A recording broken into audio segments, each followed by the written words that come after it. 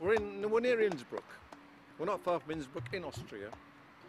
So we're further on than we would have been if we'd stayed where we were supposed to be, I think. Yeah. So. The convoy is in Germany and stopping for a night's parking. It's tremendous, actually. It's a really great experience, I think. It's so enormously reassuring finding that people of decent spirit all around the world share the same values. Tomorrow they will cross over to Austria and head directly for Italy. Check out his xenon headlamps in that van. I'm the one that fitted them in that van over there with the blue lights. Yeah? You know the blue lights that are coming out of his headlamps? You can see them, they're nice and bright, aren't they? Like you can see them everywhere. We've got them as well.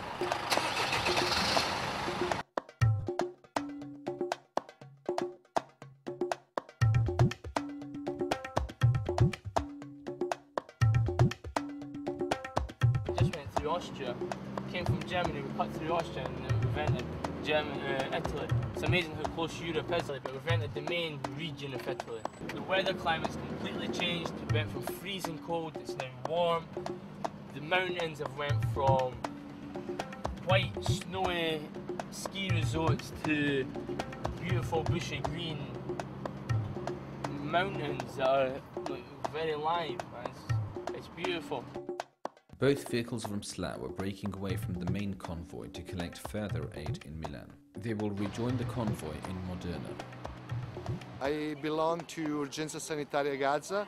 It's an association from Geneva. In the last summer we got a donation from a company here in Italy. It's Smith and Nephew company. Marcelo, all these boxes are...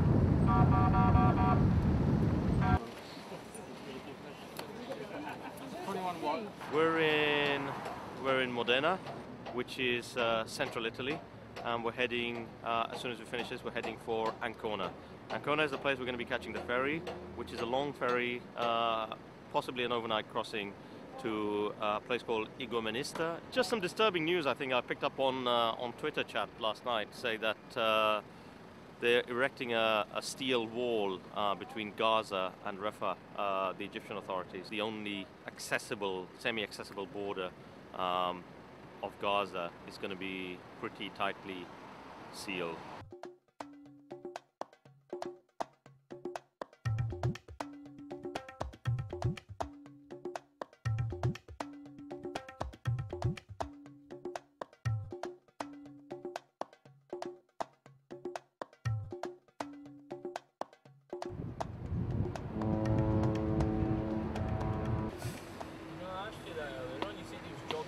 We're currently arrived at the port at Ancona in Italy, and we're just basically waiting to get picked up on the ferry and go across the sea, really.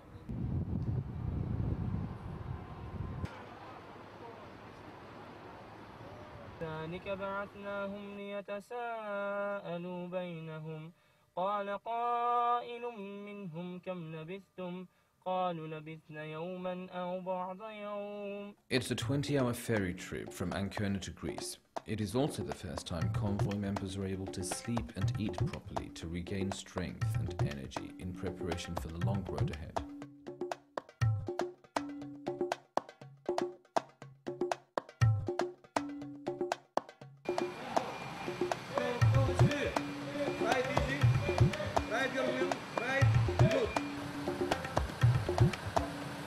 So we're just on a ferry, yeah, we're going across from the east coast of Italy to Greece, and basically it's just given a chance for everyone to kind of like, you know, it's probably the first time on the convoy actually where we're all kind of really kind of mixing, like really kind of like integrating amongst one another, just because everyone's just always just walking past each other. Some people rented out cabins, they're probably knocked out, but some people are just like, you know, just out and about, as you can see here. So yeah, you know, it's given a good opportunity for people to kind of catch up, and because this journey apparently I hear is anywhere between like 14 and 20 hours or something, we've got plenty of time to just kind of, you know, get together and just kind of build up that unity. Morals are high as news from the deck is saying that more than 60 vehicles may be joining the convoy upon arrival in Istanbul. The members are also having their first group meeting since parting from London, with both good and bad news awaiting them. Just getting freshed up, change of clothing, doing our prayers. We're just going to have a meeting now with the organisers just to get some information about what exactly we're going to do in Greece. The first thing I'd like to say is to thank absolutely everybody for doing brilliantly up to this point. We're completely on schedule. In fact, we're 3 hours ahead of schedule, which is pretty good going. And if you think about it, the journey that we've just made, albeit through Europe, is not the easiest of journeys. First of all, I would like to remind everyone here today that if it wasn't for these guys, Viva Palestina team, we wouldn't be here today. Yes. People need to be really clear in their own minds at this point. We said right at the beginning there's no guarantee about getting into Rafah. That was true a few weeks ago. I'm going to give some good news in a minute, but the bad news is that's even more true now. It is true that the Egyptian authorities are building a wall, like the Israeli apartheid wall, around the south of Gaza. Shame. It is a shame, it's an absolute shame, but it's true that that's happening.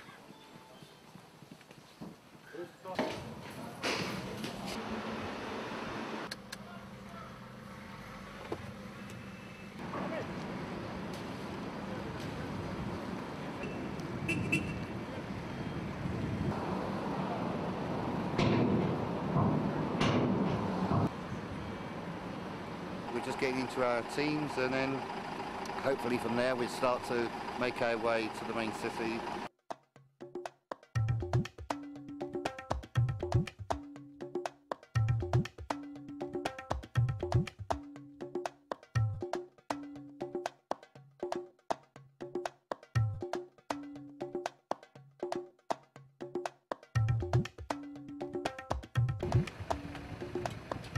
We've been travelling for a week to get here, and as we travel we get a lot more support from the community. We stayed in the sports stadium today, and the locals have been very hospitable. Today we are going into the centre of this city, Thessaloniki, where we will be going to the main centre point, which is like a white tower, which is equivalent to the Eiffel Tower or the Big Ben in London. The convoy receives an exclusive police escort through the centre of the city of Saloniki. The convoy has been expected and received very well in Greece. The Greek public seems surprised but supportive of the cause.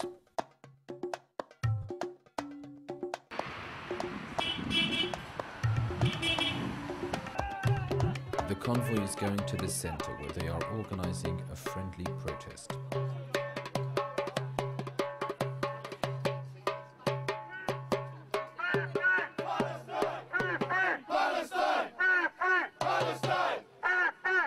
We've just driven through the streets of Salonika, caused a traffic jam.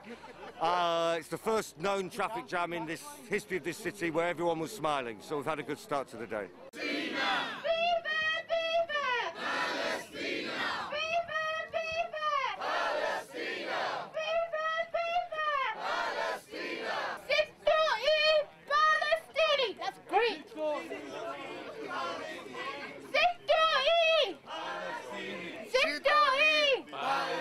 We had an absolutely smashing day yesterday, absolutely smashing.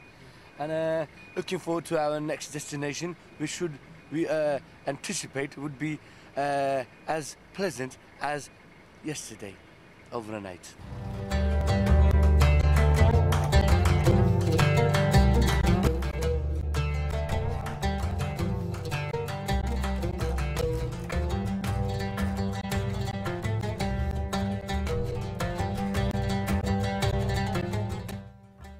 The convoy is picking up momentum and is expected to reach new heights in Turkey.